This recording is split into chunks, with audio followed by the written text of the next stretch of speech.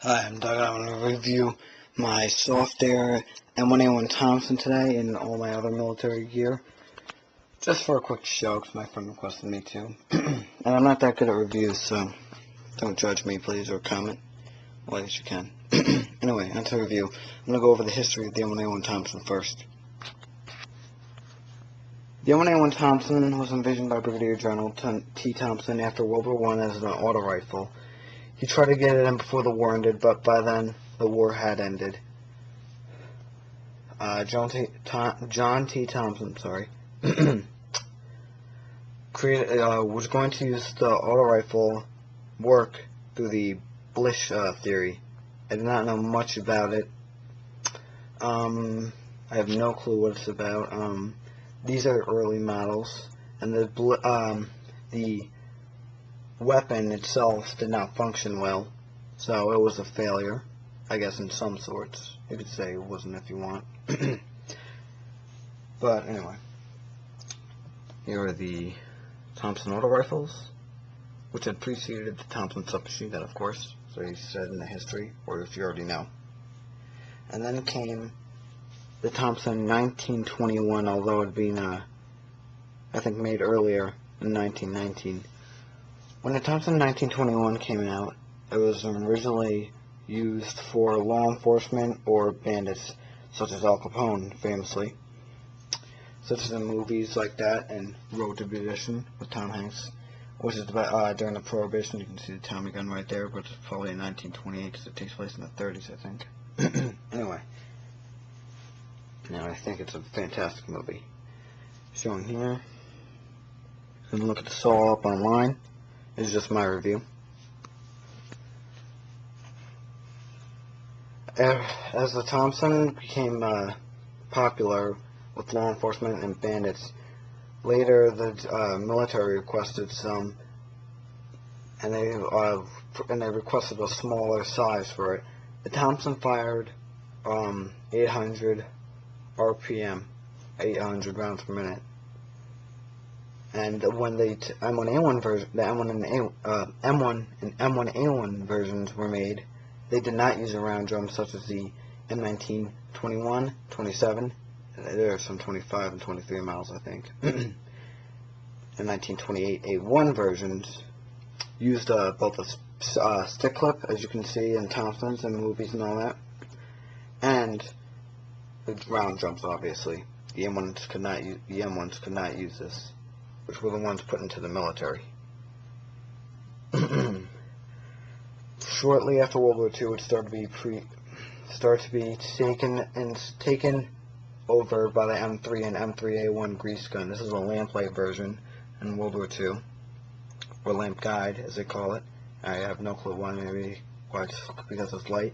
Used the same caliber. They both used a 45 ACP, which I forgot to mention, which could come in a hollow point or a full metal jacket version, FMJ, as many of you like to call it, or at least many people I know.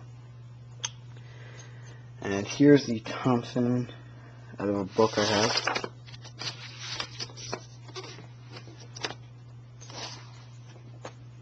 (1928) A1. It's my grandfather's. He gave it to me, which I thank him for. That came later, which was compatible with the stick clips. I do not know if the regular 28 version was, or 21. The M1A1 that I'm going to open up in a second. The bolt, charging handle, very beautiful in my opinion. Sling stock, pistol grip. During the war also, I know I'm kind of getting off track, going here and there with the grease gun, now going back to when it was trying to be taken over by weapons such as the Smith & Wesson light rifle model 1940. This camera doesn't really do it credit because it's really blurry, I'm sorry. But Smith & Wesson light rifle 1940, I don't know if you can find that online. No clue. Here's what it looks like from this picture. It appears it fired the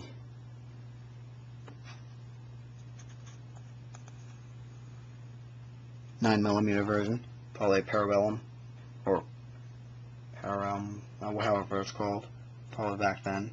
German version, using a Luger and MP40. And here's our Rising. Maybe one of you can correct me, like in a pronunciation in the comment below. This tried also to take down the Thompson. It was used on Guadalcanal by the U.S. Marines, not in Europe as far as I know. I believe it was used only in the Pacific, but who knows. It used the same caliber, 45 ACP, but it was a total failure compared to the Thompson. Got jammed very frequently. The bolt could catch back. I could get stuck very easily. Jamming was frequent. I don't know how many were produced. And the United Defense Model 42. I do not know if you can find this one online either. I'm not sure about these. I've never looked them up. Looks like it uses almost the same clip as the Thompson. As again, this camera doesn't do much credit. It takes the 9mm and 45 ACP, same as the Thompson, because later on it takes the 9mm, as I've heard. And the grease gun would later replace it, but the Thompson would still be used in Korea as far as I know, and I think maybe a bit in Nam. I'm not sure there. Okay. And a few more other things before I do this. The Book of Buck Compton, Call of Duty. My life before, after, during, and after Band of Brothers. It's him on the front. If you've seen Band of Brothers, you know what I'm talking about. And it has a foreword by John McCain, Senator of Iran, with Marcus Brethren. It's a really good book, I suggest.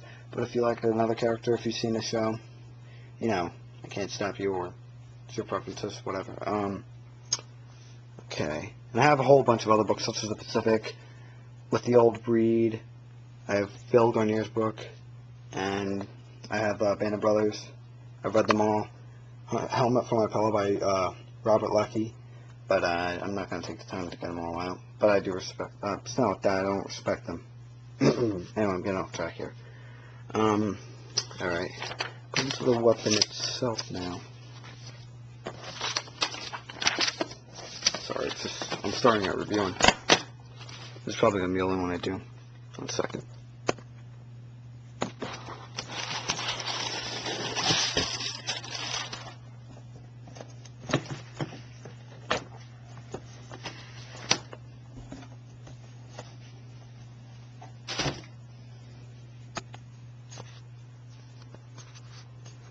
Here's the Thompson.